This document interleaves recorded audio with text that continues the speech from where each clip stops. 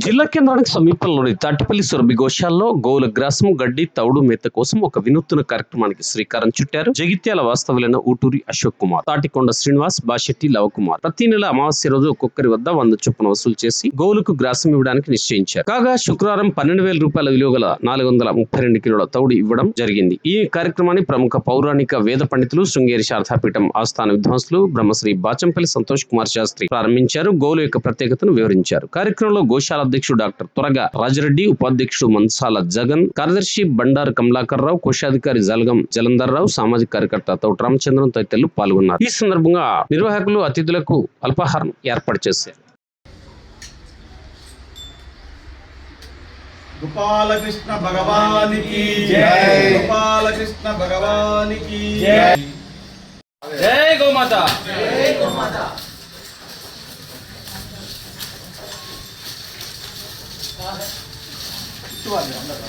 అది కూడా ఆవుతాయి సార్.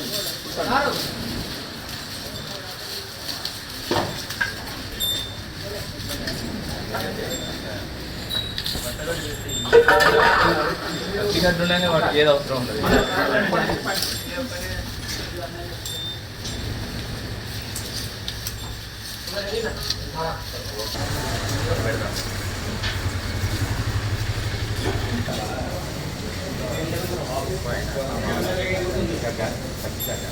అరటిపండు కూడా ఎక్కువ పెడుతుంది.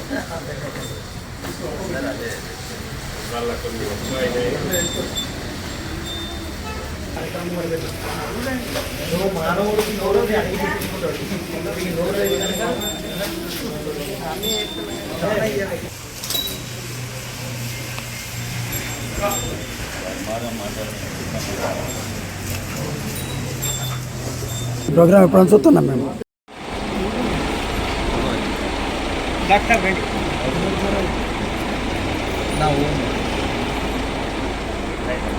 అందరూ ఒక క్రమ సంఖ్యలో వస్తే గురుగారు ఆశీర్వాదిస్తారు.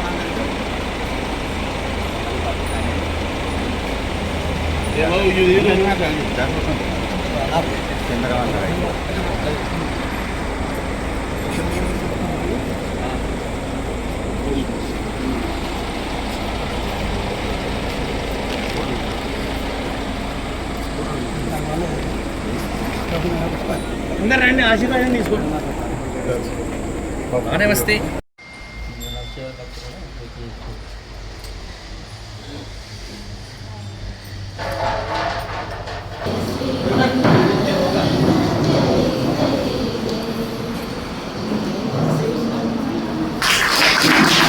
గోపాలకృష్ణ భగవానికి గోమాతాకి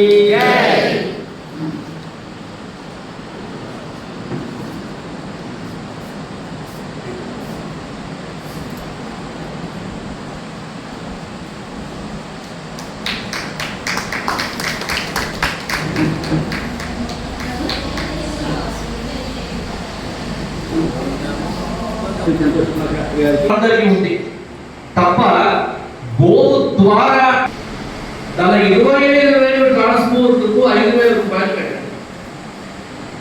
ట్రాన్స్పోర్ట్కే పోతాను. అందుకే ఒక ఎకరం స్థలం ఒక లీజుకు తీసుకొని నేను ఇప్పుడు విత్తనాలు వేసి ఒక ఎకరం స్థలంలో పచ్చగడ్డి కూడా వేసుకుంటాను. ఇది హైదరాబాద్ నగరానికి దగ్గర కావున గోవును కాపాడుకోవటం, గోసేవ చేయటం, గోసేవ దురంధరులు అందరూ ఈ ప్రాంతంలో ఒక మహోన్నతమైనటువంటి గోశాల మన సురభి గోశాల.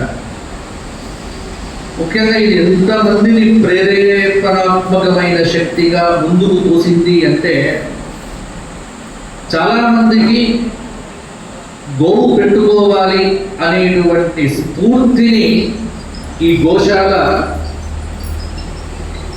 ఎన్నో వందల మందికి కలిగించింది అని తప్పకుండా చెప్పవచ్చు. ఎందుకంటే దానికి కారణం ఏమిటి అంటే, నేనే కొన్ని సంవత్సరాల క్రితం, అంటే మా జగదీశన్ గారు ఉన్నప్పుడు, ఆ సమయంలో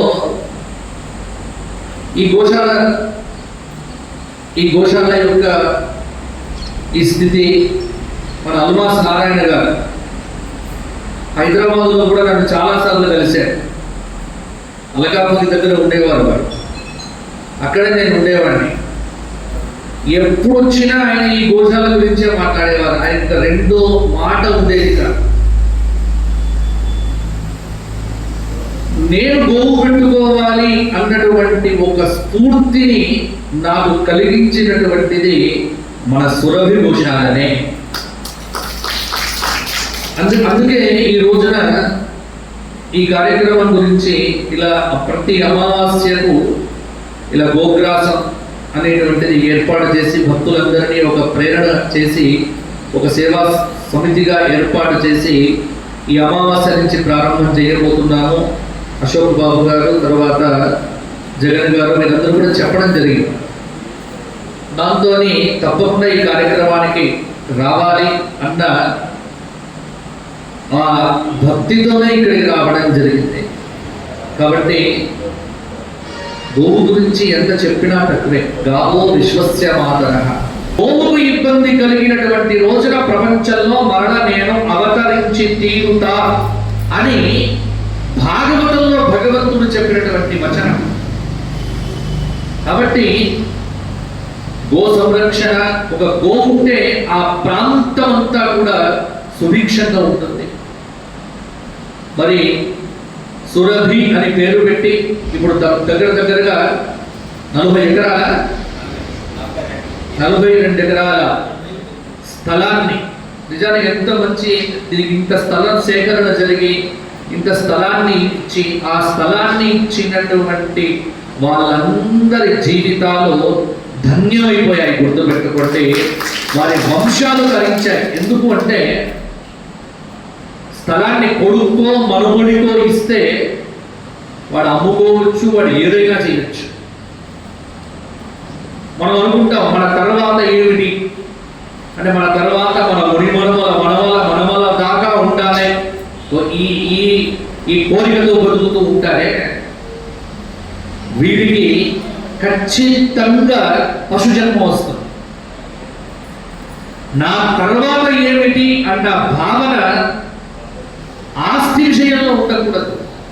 నా తర్వాత నా ధర్మం యొక్క పరిస్థితి ఏమిటి అన్న ఆలోచన నీలో కలిగితే నీకు మరల ఇంకొక జన్మ అనేటువంటిదే ఉండదు అని మహాభారతంలో చెప్పారు.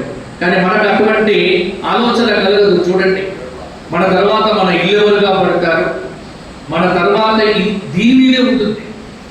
కానీ మన తర్వాత మన ధర్మాన్ని కాపాడేవాడు ఎవడు, మన ఆచారాన్ని కాపాడేవాడు ఎవడు?